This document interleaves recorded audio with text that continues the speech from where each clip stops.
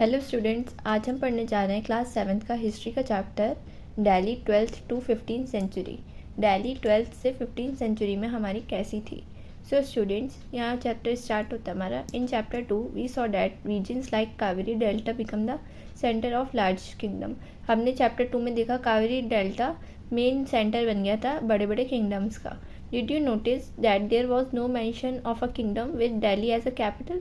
आपने कहीं पे देखा कि कहीं पे मेंशन हुआ हुआ इस किंगडम की कैपिटल दिल्ली है? नहीं, क्योंकि Delhi become an important city only in 12th century. Important city हमारी दिल्ली कब बनी थी? 12th सेंचुरी में। Take a look at table 1। So students, next page पे आपकी टेबल 1 दी हुई है। उसमें हमें अलग अलग डायनेस्टीज़ दिखाई हुई हैं और किंग्स दिखाए हुए हैं, कौन कौन कब आए। Delhi first become the capital of a kingdom under Tomara Rajput. तो फर्स्ट जो हमारी दिल्ली थी वो कैपिटल कब बनी? टोमारा राजपूत्स के अंडर में। Who were defeated in the middle of the 12th century by the Chauhans. और जो किन से हार गए थे? जब 12th सेंचुरी हाफ हुई तो वो चौहान से डिफीटेड हो गए एज। और चौहान्स को हम ऑल्सो क्या कहते हैं? Chahamanas of Ajmer. Okay students, it was under the Tomaras and Chauhans that Delhi become an important commercial center।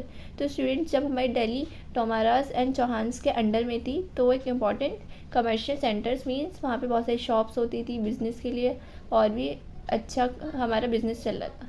Many rich जैना मर्चेंट्स, और जो हमारे जैना मर्चेंट्स थे वो भी दिल्ली में रहते थे और उन्होंने बहुत सारे कंस्ट्रक्ट किए थे टेम्पल्स, और कॉइन भी कलेक्ट हुए थे बहुत सारे, जिन्हें हम कॉइन्स को कहते थे दिल्ली वाल। हैड अ वाइड सर्कुलेशन, तब वो बहुत चलते थे दिल्ली में। Okay, the transformation of Delhi into capital that control vast areas of subcontinent started with the foundation of the Delhi सल्तनत in the beginning of the 13th century. तो हमारी दिल्ली का ट्रांसफॉर्मेशन कैपिटल में कैसे होना स्टार्ट हुआ students?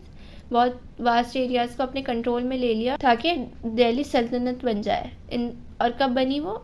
In the beginning of 13th century. Take a look at table 1 again. फिर कहते हैं वो कि जो टेबल दी हुई है इसमें देखिए, and identify 5 dynasties that together made Delhi सल्तनत। जिसने टोटल दिल्ली सल्तनत बनाई है वो कौन कौन सी डायनेस्टीज़ हैं? तो स्टूडेंट्स, यहाँ पे अलग अलग डायनेस्टीज़ दी हुई हैं। Rajput dynasty, early Turkish rulers, Khalji dynasty, Tughlaq dynasty, Sayyid dynasty, Lodi dynasty. आगे पढ़ते हैं students. Delhi sultans build many cities in the area that we now known as Delhi. Delhi sultans जो थे उन्होंने बहुत सारी सिटीज़ बनाई थी जो आज के तौर पे दिल्ली मानी जाती है। इस मैप में जैसे कि जो यहाँ पे दिखा रखा है, दिल्ली ए कोहना, जहाँ बना सीरी, ये 3 जगहें बनी थी उस टाइम पे। सो स्टूडेंट्स, हमारा नेक्स्ट टॉपिक है अंडरस्टैंडिंग दिल्ली अंडर सुल्तान्स। सुल्तान के अंडर में जब दिल्ली थी तो वो कैसी थी? हिस्ट्रीज आर नोन एज तारीख। द ऑथर्स ऑफ तारीख were learn man, secretaries, administrators, poets and courtiers who both recounted events and advised rulers on governance, emphasizing the importance of just rule। So students, उस time कोई भी history या कुछ भी लिखी जाती थी उसे हम तारीख बोलते थे। तो जो तारीख के ऑथर्स थे मीन्स जो उसे लिखते थे वो सारे मैन्स होते थे, चाहे वो सेक्रेटरीज हो, एडमिनिस्ट्रेटर्स हो, पोएट्स हो, कोर्टियर्स हो।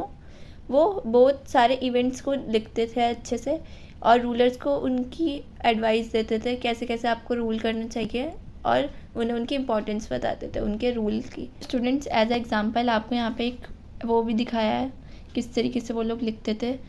फ़ख्र ए मुदब्बिर रोट इन 13th सेंचुरी। ये जिसने लिखा है स्टूडेंट्स उसका नाम है, उसने क्या लिखा है? A king can not survive without soldiers. King soldiers के बिना नहीं रह सकते, and soldiers can not live without salaries. और जो सोल्जर्स हैं वो सैलरीज के बिना नहीं रह सकते because salary come from the revenue collected from peasant. और सैलरीज उन्हें कहाँ से मिलती थी? जो रेवेन्यू मीन्स टैक्स लेते थे वो पीजेंट्स से। But peasants can pay revenue only when they are prosperous and happy. लेकिन जो पीजेंट्स यानी लोग थे वो रिवेन्यू कब देंगे? जब वो किंग से खुश और हैप्पी रहेंगे। This happens when king promote justice and honest government. तो ये कब होगा? जब किंग अच्छी जस्टिस और ऑनेस्ट गवर्नमेंट यानी अच्छे से रूल करेगा। तो इस तरीके से उन्होंने एक आर्टिकल लिखा था। स्टूडेंट्स, आज हम ये चैप्टर यहीं तक पढ़ेंगे। आई होप आपको ये चैप्टर क्लियर होगा यहाँ तक। बाकी पार्ट हम नेक्स्ट लेक्चर में कवर करेंगे। Thank you.